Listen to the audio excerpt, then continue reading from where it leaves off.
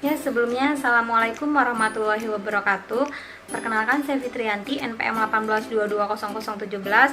Saya di sini akan menjelaskan tentang sejarah pariwisata.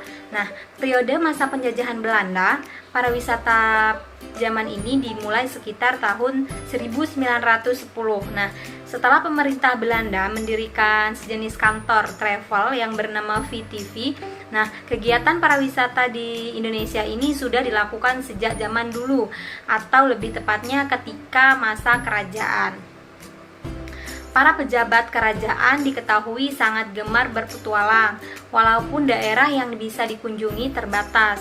Karena terbatasnya sarana dan prasarana pada waktu itu, sejarah pariwisata di Indonesia ini sendiri dibagi menjadi 3 periode, yaitu yang pertama periode masa penjajahan Belanda, yang kedua periode masa pendudukan Jepang, dan yang ketiga periode setelah Indonesia merdeka.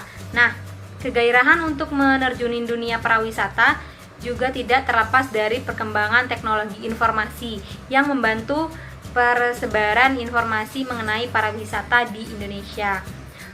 Kemudian yang kedua, saya akan menjelaskan tentang manajemen pariwisata, yaitu ialah suatu ilmu yang mempelajari tentang tindakan perencanaan, perorganisasian, penggerakan dan pengendalian yang dilakukan untuk menentukan serta mencapai sarana yang telah ditentukan melalui pemanfaatan sumber daya manusia dan sumber daya lainnya. Dalam bisnis pariwisata ini berdasarkan Undang-Undang Nomor 10 Tahun 2009 tentang kepariwisataan.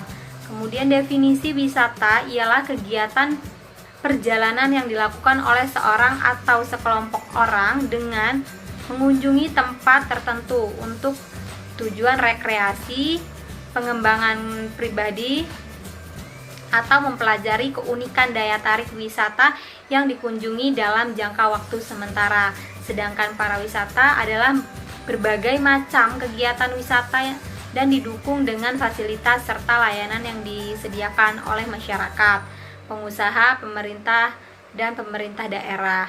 Cukup sekian yang bisa saya sampaikan. Saya akhiri. Wassalamualaikum warahmatullahi wabarakatuh. Assalamualaikum warahmatullahi wabarakatuh. Izin memperkenalkan diri. Perkenalkan, nama saya Cahya Rahmawati. Saya dari Prodi Pendidikan Sejarah Universitas Muhammadiyah Mitro. Di sini saya akan menjelaskan mengenai pengertian manajemen pariwisata menurut para ahli.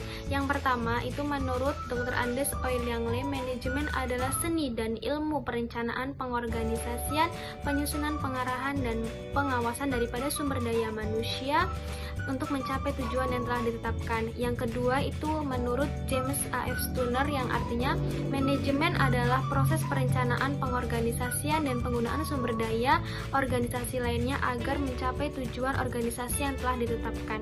Yang ketiga, itu menurut R. Terry, yang artinya manajemen adalah suatu proses khas yang terdiri dari tindakan-tindakan perencanaan, pengorganisasian, penggerakan, dan pengendalian yang dilakukan untuk menentukan sasaran serta mencapai tujuan yang telah ditetapkan melalui sumber daya manusia dan sumber daya lainnya. Yang keempat, itu menurut Lawrence Appley, yang artinya manajemen adalah seni pencapaian tujuan yang dilakukan melalui usaha orang lain. Yang kelima, menurut Harold Kunz dan Krill Odell, yang artinya manajemen adalah usaha untuk mencapai suatu tujuan tertentu melalui kegiatan orang. Assalamualaikum warahmatullahi wabarakatuh. Perkenalkan, nama saya Fatihul Hikam, kelompok 3, NPM 18220016.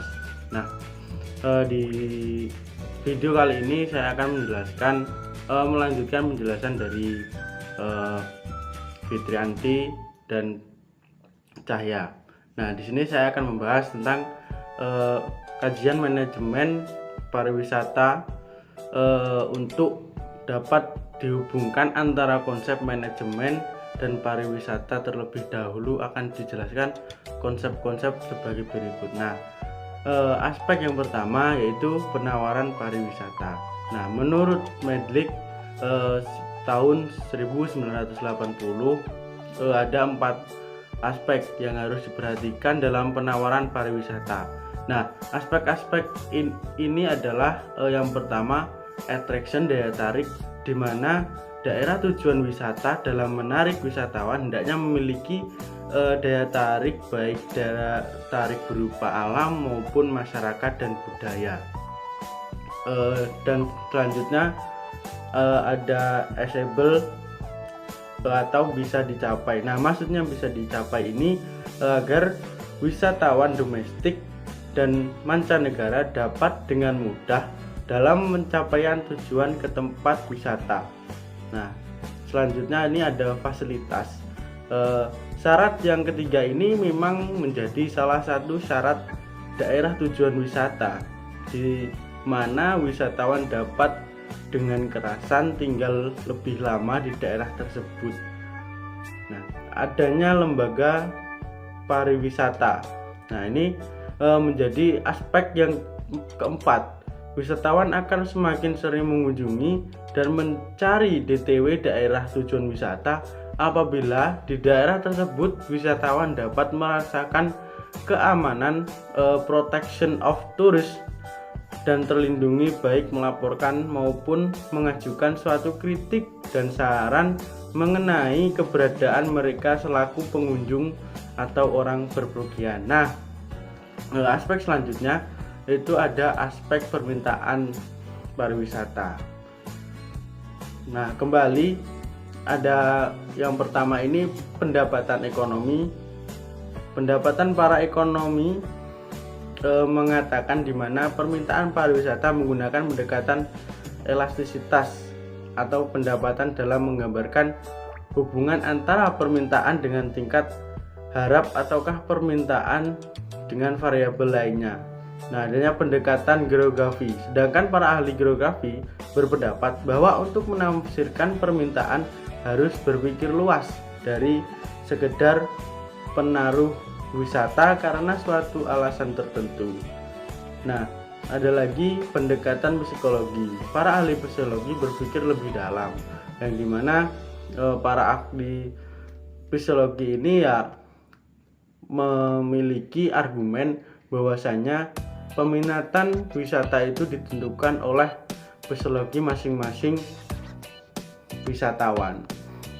Nah, untuk selanjutnya di sini saya akan menjelaskan faktor-faktor yang mempengaruhi permintaan pariwisata. Menurut Medik tahun 1980 dalam Arianto 25, faktor-faktor utama dan faktor lain yang mempengaruhi permintaan pariwisata dapat dijelaskan sebagai berikut. Yaitu yang pertama, harga. Faktor harga ini sangat mempengaruhi. Ketika harga yang tinggi pada suatu daerah tujuan wisata, maka akan memberikan suatu imbas atau timbal balik pada wisatawan yang akan berpergian atau calon wisata, sehingga permintaan wisata pun akan berkurang, begitupun sebaliknya. Nah, yang kedua ada pendapatan. Apabila pendapatan suatu negara tinggi, maka kecenderungan untuk memilih daerah tujuan wisata sebagai tempat berlibur akan semakin tinggi dan bisa jadi mereka membuat sebuah usaha pada daerah wisata jika dianggap menguntungkan. Nah, faktor selanjutnya sosial budaya. Dengan adanya sosial budaya yang unik dan bercirikan atau dengan kata lain berbeda dari apa yang di negara calon wisata berasal, maka peningkatan permintaan terhadap wisata akan tinggi. Hal ini akan membuat sebuah keingintahuan dan pengalian pengetahuan sebagai khasanah kekayaan pola pikir budaya mereka. Nah, faktor selanjutnya adalah sosial politik. Dampak sosial politik belum terlihat apabila keadaan daerah tempat wisata dalam suatu kondisi ini aman dan tentram. Tetapi apabila hal tersebut berseberangan dengan kenyataan, maka sospol akan sangat terasa dampak pengaruhnya dalam terjadinya permintaan. Faktor selanjutnya adalah intensitas keluarga. Banyak atau sedikitnya keluarga juga berperan serta dalam permintaan wisata.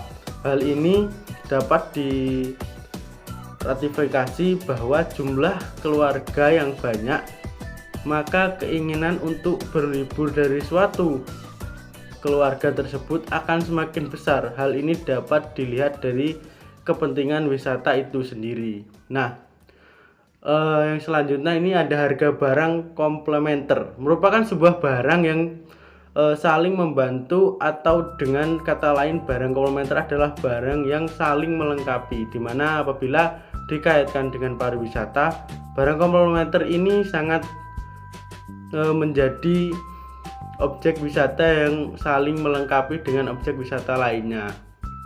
Nah, mungkin itu saja yang bisa saya jelaskan. Saya ucapkan terima kasih. Wassalamualaikum warahmatullahi wabarakatuh.